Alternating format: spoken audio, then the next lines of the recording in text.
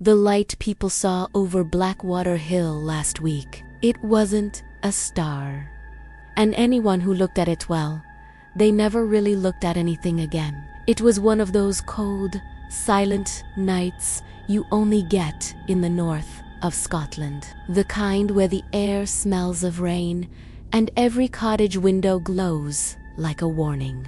In the small village of Blackwater, people had been whispering about strange things happening on the hill, a place where, according to old stories, the sky sometimes opens. They said something had appeared up there, something that hummed, breathed, and watched back.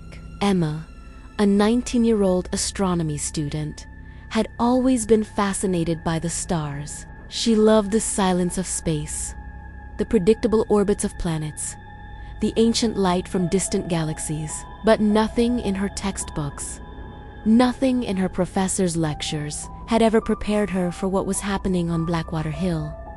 She'd heard the whispers in the local pub, seen the nervous glances exchanged between neighbors. A strange light, they said. Not a plane, not a satellite. Something else. One night, the gnawing curiosity finally won. Ignoring the warnings and the folklore, she grabbed her camera, a high-spec model meant for astrophotography, switched on her torch, and headed up the muddy track toward the hilltop. The wind whipped at her coat, carrying the scent of wet earth and something metallic, something that made the hairs on her arms stand up. At the center of the hill stood an ancient stone covered in strange, spiral marking symbols no one in the village, no historian, had ever been able to translate. Emma felt a strange sense of unease, as if she were trespassing on ground that wasn't meant for human feet. She set up her camera, pointing it towards the empty, starless sky. She waited. The silence was heavy, broken only by the distant bleating of sheep.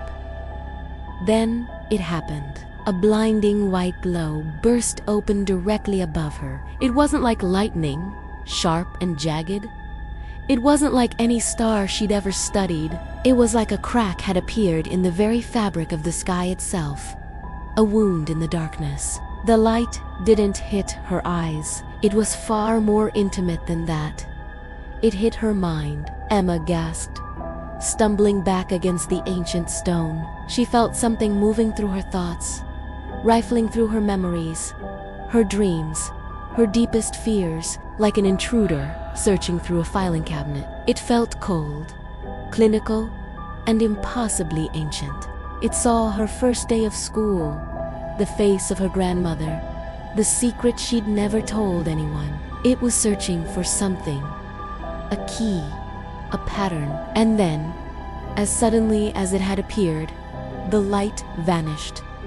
Silence, total, unnatural silence, the kind that rings in your ears. Emma scrambled for her camera. She hit playback, her hands shaking so much she could barely hold it steady. But instead of the clear, crisp footage of the night sky she expected, the screen just showed a strange, pulsing frequency, a visual static that seemed to ebb and flow, as if something inside the video was breathing. Terror finally took hold. She ran.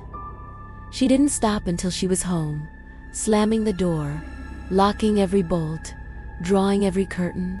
She sat in the dark, her heart hammering against her ribs. But at 2 a.m, her phone, lying on the bedside table, buzzed with a notification. Emma flinched. The message read, "New device connected, Blackwater signal." Before she could even process what that meant, her bedroom ceiling began to light up with the same pale, impossible glow she'd seen on the hill. That's when she realized, with a surge of pure, cold dread, the light hadn't stayed on the hill. It had followed her home. By morning, Emma was gone. Her house was empty except for her phone lying on the bed.